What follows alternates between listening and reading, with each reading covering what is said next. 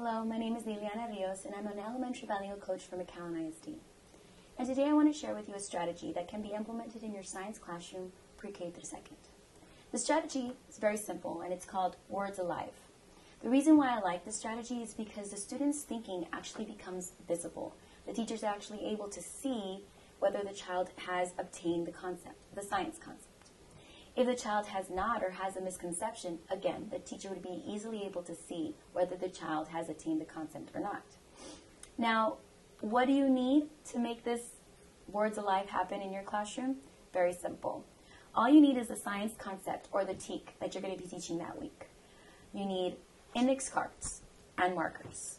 How many index cards? That depends on how many vocabulary words you plan to give to the kids.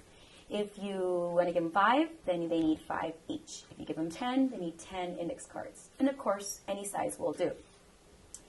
The purpose of this activity is to get their thinking out, right? So you could do this before, during, or after anything, like a movie, or let's say a text that you read, or a science experiment that you conduct in your classroom. You give the students a list of vocabulary words, 5 to 10. And individually, they have to create a visual representation of that science word, science vocabulary word. Here, they draw on the back. They write the word, of course. Now, why is their thinking so powerful here? Because they actually have to take that word and decipher it or create a visual representation of them, of their own. They cannot copy off the book. They cannot copy from their neighbor. It has to be from them. So teachers are able to see quite easily their thinking evolving, what misconceptions they may have. Now, having their thinking made visible has its benefits. When you see the visual representation, the children have to look at the visuals, the illustrations, and think, okay, what word, what does this represent? What does this mean? And they have to take what they know and explain it to their partner. Partner A shows partner B the picture, and partner B infers based on what he or she sees.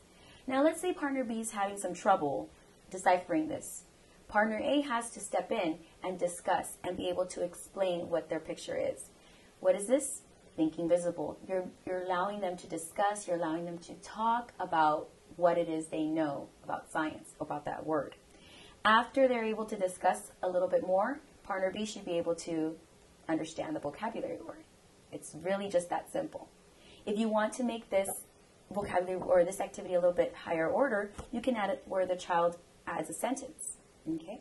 Now, partner A does that for partner B, and partner B also shows them the visual representation that they created for that exact word.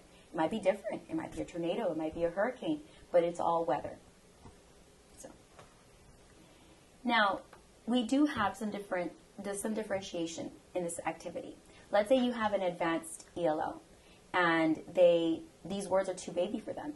Then they can select their own word. They can select their own word from the video, from the passage, so that they can create their own visual representations. Now the advanced bilingual has choice. Now the advanced bilingual has a little bit more freedom to choose what word and what visual representation they'd like to make. For your intermediate students, they do need a little bit more guidance. For example, if you have the video readily available, or sometimes they need to see the sentence in the text to be able to guide their visual representation. For beginner ELLs, you might want to give them a sample. You might want to show them a picture on their iPads, on their devices, so that they would be able to guide. They might need to tell you in their native language, and that's okay. As long as they're able to explain it, you can reinforce the English vocabulary words on their paper. And it's okay that they use their native language, as long as you reinforce the English terms and have them create their own, the words come alive. This was just a simple strategy that you can use in your science classroom. Again, pre-K through second grade. We need those science centers. We need those science activities happening so that the kids can be guided and lose those misconceptions and actually validate what is real science vocabulary words. So again, these are just strategies to help connect content and language. Thank you.